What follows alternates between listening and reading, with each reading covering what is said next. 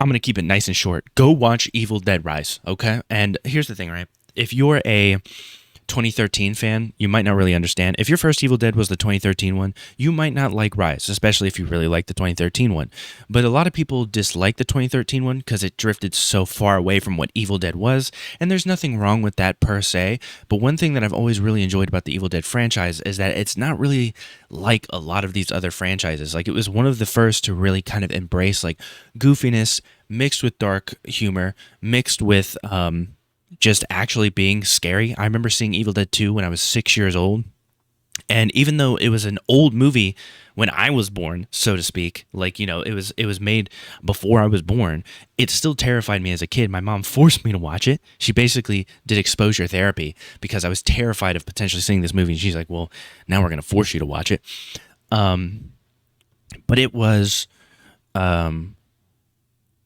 it obviously had an effect on me because now I'm a huge fan of Evil Dead, and Evil Dead Rise has more things about that classic series that appeal to me. So there's probably people confused that liked 2013, they liked the Evil Dead 2013 movie, and they're like, why is this one getting praise? And why are people talking about it being classic Evil Dead? It's nothing like the 2013 one. And it's like, well, it's compared to what Evil Dead traditionally has been, it's a little closer to that. There's no Ash. It's not quite as goofy, but it's got chaotic humor that you really enjoy. It's got the chaotic humor from Ash versus Evil Dead, in a sense where, I mean, there's one death, and some people hate this death, but I feel like this is such an Evil Dead death, and this is a spoiler alert. When the mom sucks the guy's eye out of his head and then spits the eye into the other kid's mouth, and that kid chokes on the eyeball, that feels like such an Evil Dead death. Like, it's crazy. Don't get me wrong. I get it. Like, it's just so over the top. Like, what do you mean she spit the eyeball into the other kid? It's like she killed two people, sucking one dude's eye out and then spitting that eye into the other kid's mouth, and that kid died from choking to death. It sounds crazy, but it's very Evil Dead to me. And the cheese grater scene, I will admit, not as bad as I thought it was going to be, which is crazy to say because there's still, you might be thinking, what do you mean by not as bad? Do they not show like the peeled skin? No, they show the skin shreds from the cheese grater. But I don't know. It just didn't feel as bad as it could have been. It's definitely not as gory as the 2013 version, but it's more chaotic in a fun way. I love the entire peephole scene. I will admit, the daughter, of course, is an absolute idiot. Traditionally in the past, when the Deadites kind of revert the person they're possessing back to like their normal innocent self, they at least look a little bit more innocent. Like, they'll look somewhat normal and they'll be like, oh, I'm sorry, I love you.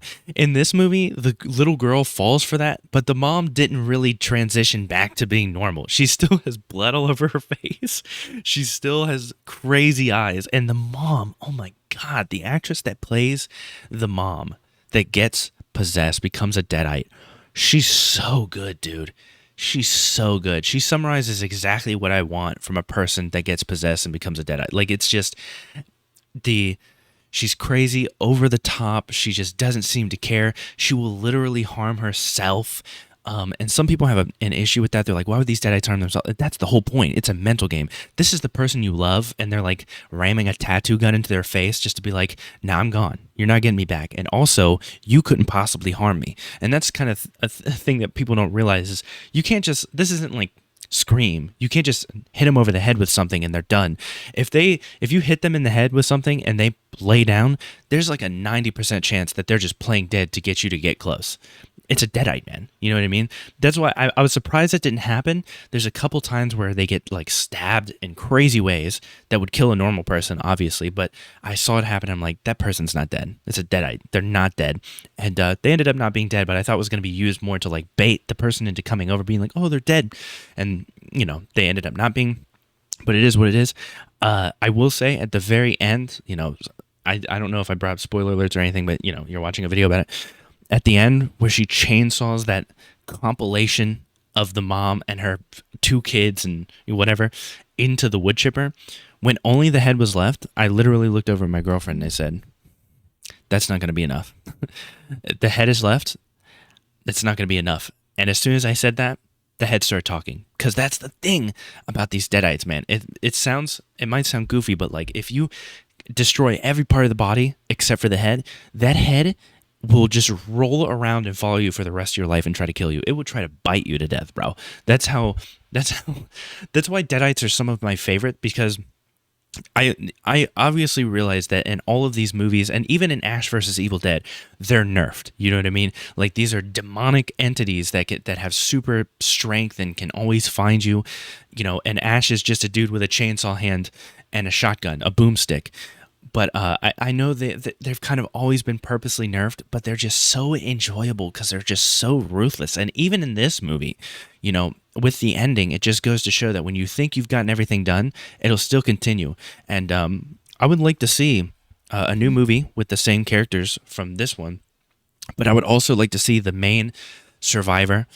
The youngest kid also survived. That I thought they were going to end up killing the youngest kid too. They killed two kids, but not the really young one. I thought maybe they would go for it. They didn't go for it. Is what it is. But I think it would be really cool if in the next movie we kind of got her going a little bit more insane in the way that Ash went insane. Towards the end of the movie, she kind of does. Like, after the elevator of blood thing and, you know, then her like chainsawing, she kind of has this look of like craziness. And she even says, like, she even has like a catchphrase. It's not as memorable as Groovy or anything like that. But, you know, Bruce Campbell is just, he's just a very charismatic guy. It's hard to kind of pull off Ash and his character and a character like him the way he does.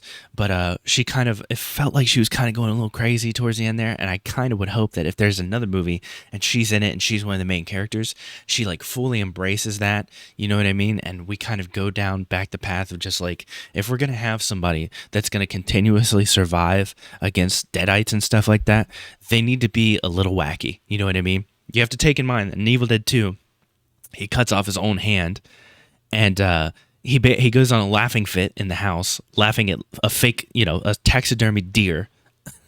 And there's a point where he tries to find his missing hand that was possessed. He cut it off, shoots it through the wall, and then the whole room is just filled with blood coming from the walls. It's very over the top, but that's the point. The insanity, the chaotic, like, craziness of it is what makes it funny. And what makes it so enjoyable. And Evil Dead Rise did a better job of that than the 2013 Evil Dead. But the 2013 Evil Dead was good. But a lot of people are going to be wondering, you know, why does it seem like, you know, why do people keep talking about how this feels more Evil Dead than the 2013 one? That's why. Now, don't get me wrong. There's going to be people who are like, where's Ash? I've already seen some people saying that the new movie is woke because, you know, the main woman that survives is a woman instead of a man, I guess. I don't know. And also the mom's kids are, one is going to a protest and they're saying the other one is a they, them, which, you know, if you're going to complain about that at the end of the day, both of those kids die. So I don't know how woke that is. Maybe they themselves, you know, the girl that girl that was going to go to the protest or whatever, who wanted a clean shirt for the protest that she was going to go to, that wokey, as you call them, they die.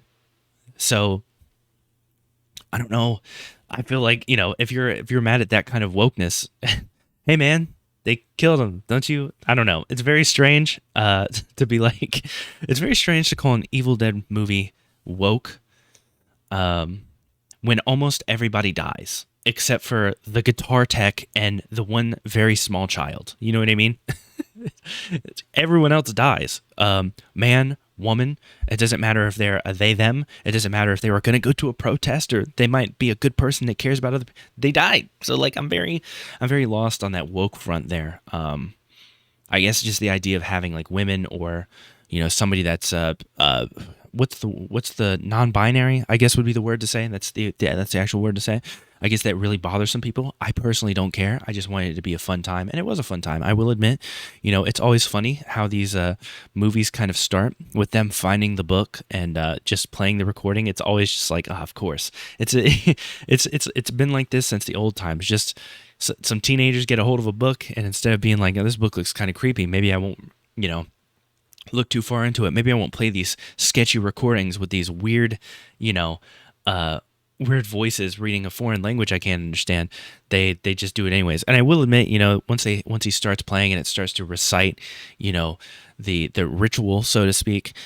He does try to stop it, but the record player shocks him. But you know, it starts in the same way that a lot of these movies start. It's just dumb teens get a hold of some old equipment, and now they're screwed. But yeah, I didn't really want to make this video very long and talk about too much spoiler wise.